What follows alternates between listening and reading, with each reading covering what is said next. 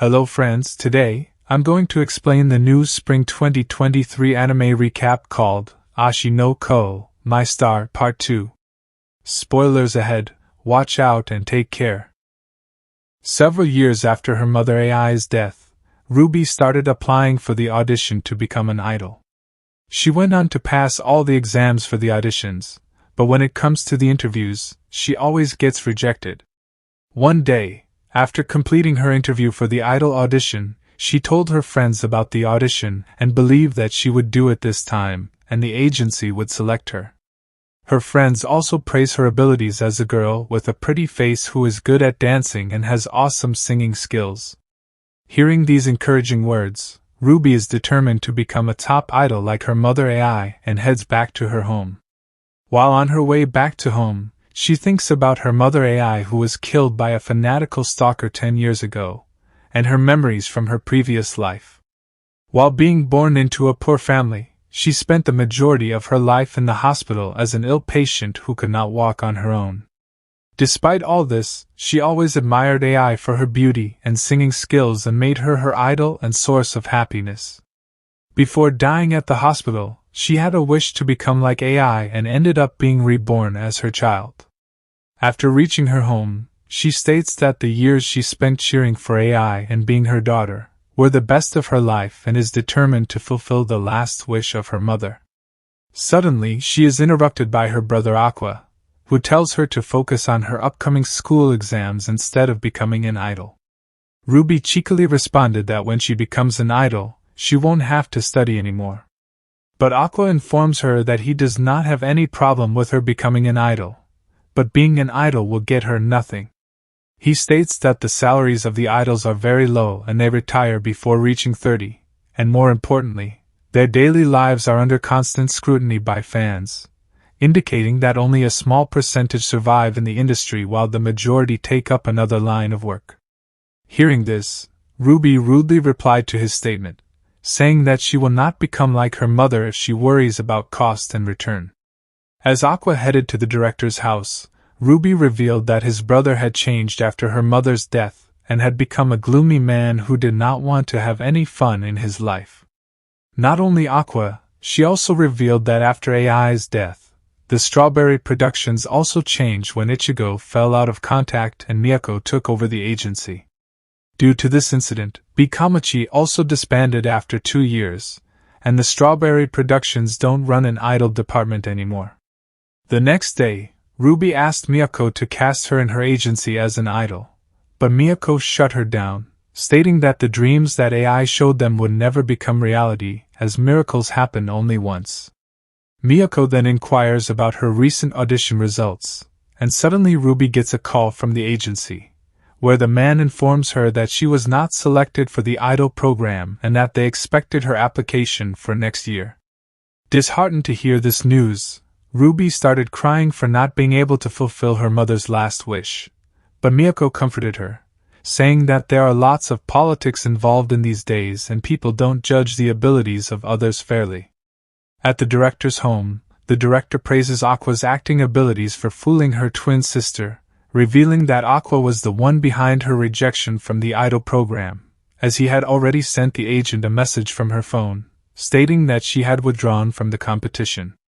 When asked what will happen if she gets the offer from some agency since she has a pretty face and good singing abilities like AI, Aqua informed him that he will go to every length to keep her out of this life as he does not want her sister to end up like his mother. The next day, a man approached Ruby and gave her his business card, informing her that they wanted her to be in underground idol groups. Filled with a lot of happiness, she shared this news with her brother and Miyako, stating that her time has finally arrived as she will fulfill her mother's dreams. Shocked at this, Aqua asks Miyako to stop her from persuading her to pursue this career, but Miyako tells him that when AI died, she raised Ruby as her daughter and promised to give her a happy life and fulfill her dreams.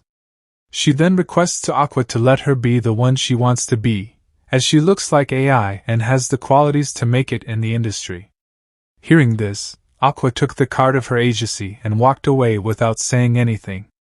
He then approached a girl who was already working for the same agency that offered her sister a position in their idol groups, and asked her to come to Strawberry Productions. Wanting to know more about the agency, and whether it's a good fit for her sister or not, Aqua decided to offer her a job at Strawberry Productions and requested information about the current agency she's working for. The girl tells him that she gets a small amount of money for appearing in all the concerts, and earns some commissions from taking photos with fans. But she had to pay for her clothing, makeup, and traveling expenses, which means she barely makes 100 yen each month. Most importantly, she informs him that the manager of the idol group is into girls and promotes those who are his favorites. Realizing that this job is not fit for her sister, Aqua decided to stop her from joining that group and sought Miyako's help in this matter.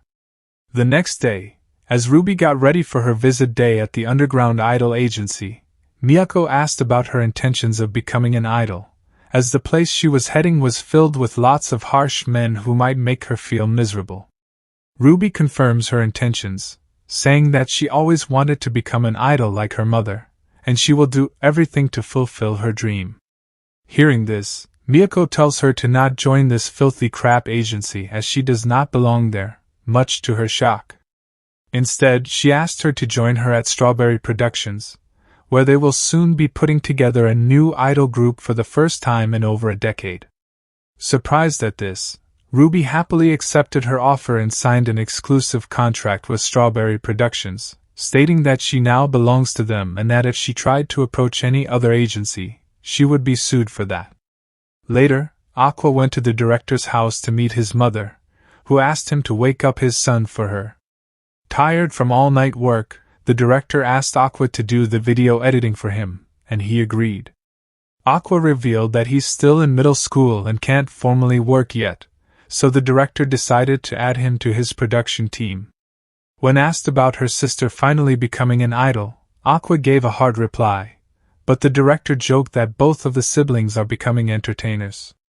Aqua then revealed that he prefers to work behind the scenes in movies or dramas as he's been rejected from the acting position so many times.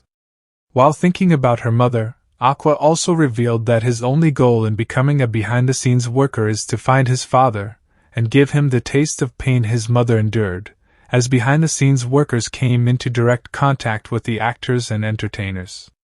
He then told the director that actors are those who work really hard and draw people to watch their performances. But he is not one of them and does not have the special skills like AI, so it is better to not hold on to dreams that are beyond their limits. Angered at this, the directors informed him to not let go of his dreams as he is still a middle school student, and asked him to listen carefully to the words that he was about to say since he would not say them again. Before the director can say anything, his mother storms into his room and interrupts their conversation, stating that the lunch is ready and she expects them at the lunch table. Angry at this, the director asked her mother not to interrupt them again as they were about to discuss something important. After she went away, the director told him to have faith in his talent and his dreams, but Aqua informs him that he does not possess the abilities and talents like his mother AI. The director then corrects his statement, saying that AI was special and amazing, but Aqua can never be like AI, nor can she ever be like Aqua. He then tells him to not run away from his dreams just because of some setbacks, and to only do that after he has used all the tools he has. Thinking about her mother's last words, where she wanted Aqua to be an actor, Aqua hesitantly tried to ask if he could fulfill her mother's dream or not, and before he can say anything, the director's mother interrupts their conversation again, and they head to eat their lunch. Sometime later, both Aqua and Ruby applied to the same middle and high school, and while Ruby got into the performing arts department, Aqua went to the general education department. As they congratulate each other for getting into the Yodo middle and high school, they are suddenly interrupted by a passing girl who comes to confirm when Ruby called out her brother's real name out loud. When asked about her identity, the girl informed him that she is Kana, the girl who acted with him in the film. She thought that Aqua must have quit acting but is happy to see him again. She then asks Aqua to join the performing arts department with her, but Aqua declines her request, stating that he is heading into the general education department, and so part 2 ends with it.